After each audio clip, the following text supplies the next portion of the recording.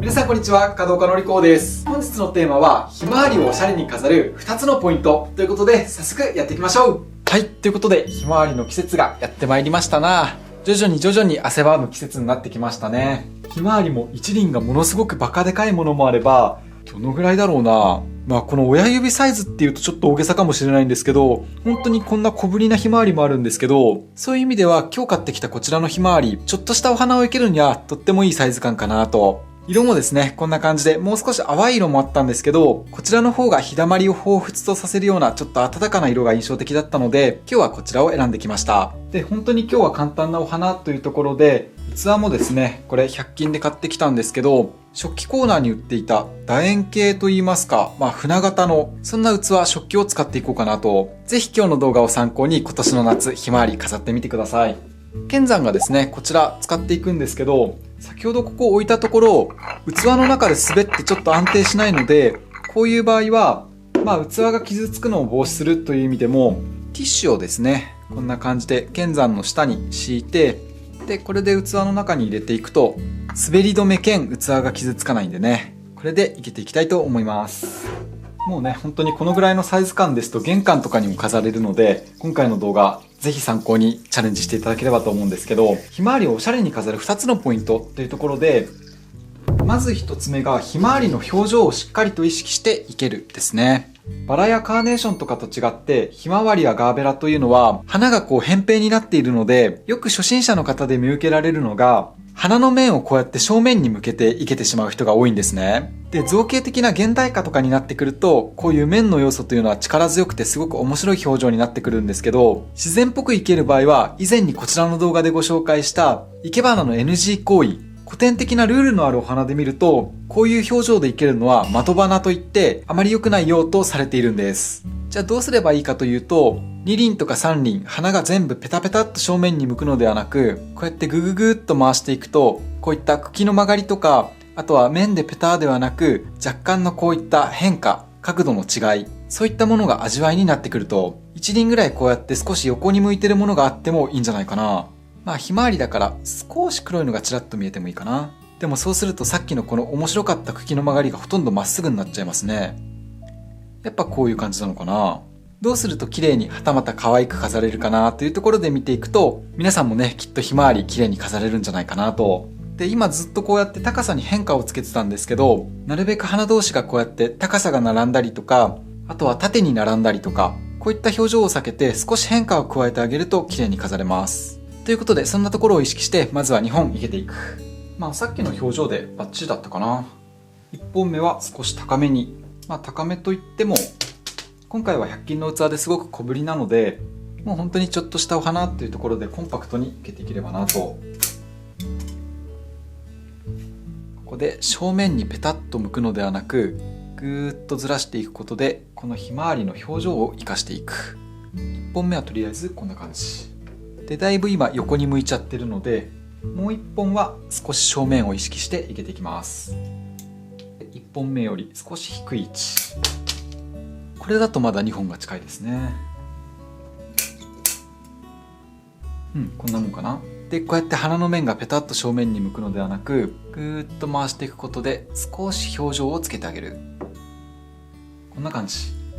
もうこれだけでも可愛らしいですね。で、ここでひまわりをおしゃれに飾る2つ目のポイント。ひまわりというのは葉っぱ、これもともとついてなかったんですけど、ついてる状態でもすごく小さいというか弱いんですね。で、このままですと器から花までのこの空間というのがこう裸になってるというか、ものすごく寂しい、どこか間延びしているような感じにも映ってしまうと。ですので、この寂しいスカスカとした空間を少し引き締めてあげるのに、こういったグリーン、葉っぱを足してあげると良いです。今日はこれは木いちごを選んできたんですけど、最近よく駅前の花屋とかでも置いてますね。この花材よく生け花でも春夏秋と使われまして、春はまだこんな葉っぱが豊かじゃない状態、つぼみの時に枝物として生けますし、夏になるとね、こんな感じで葉っぱがふわっと開いてきて、すごくグリーンが鮮やかになりますし、秋はですね、種類によってはこの葉っぱが紅葉したりもするので、紅葉した木いちごというのもものすごくこう作品になった時に味わいが出てくると。で、木いちごというと、ラズベリーみたいな実をつけるのを皆さん思い浮かべると思うんですけど、一応その仲間にはなります。ただ、木いちごにもいろんな種類があって、今お話しした紅葉する木いちごというのは、別名もみじいちごなんて呼ばれていたりとか、あと夏に出回ってくる木いちごというのは、もう本当にこの手のひらぐらい大きい葉っぱがついてたりとかもするんですけど、今回用意したこの木いちごは、葉っぱがこんな感じで小ぶりですよね。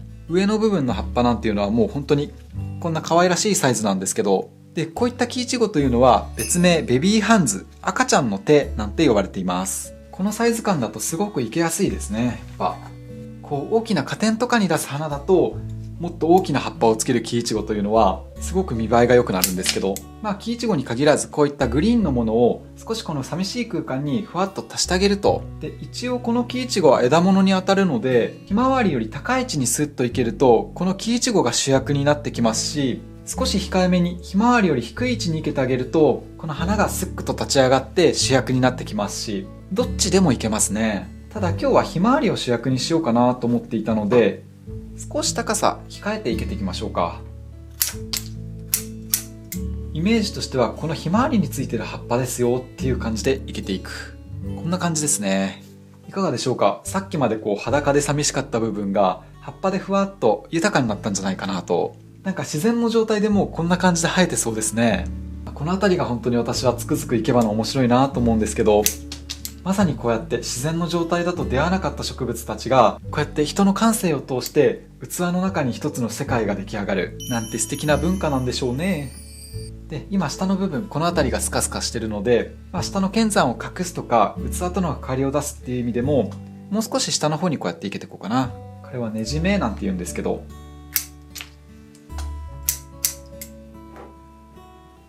こんな感じですね。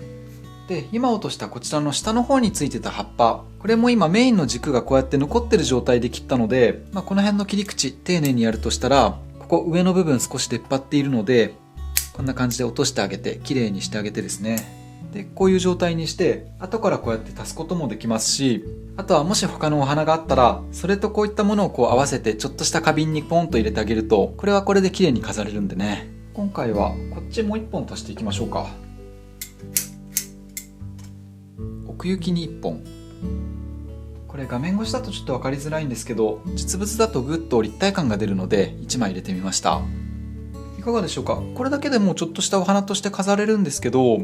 もうちょっと華やかにというところでこちらも用意してきたので生けていこうかな。これはウルケミラモリスって書いてありましたね。あまり私は生けたことのない花材なんですけど、先端部分にこんな感じでふわふわっと小さい小花が密集したなんか綿毛のようなすごく可愛らしいそんなお花になります。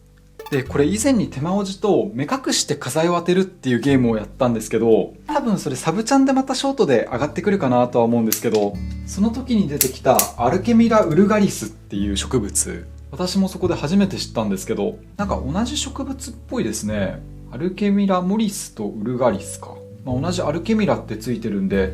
仲間ではあるんでしょうけどね。なんかまるっきり一緒のような気がするな。こういった小花系を空間にふわふわっと飛ばしてあげるとより華やかになると思うので、今ちょっと何も言わずにここ刺したんですけど、これがないとまだ葉っぱが入ったとしてもここちょっとスカスカしてたかなというところなんですけど、この空間を引き締めるようなイメージで、まだ空間が空いていればこういう小花を混ぜ込むと華やかになるんじゃないかな。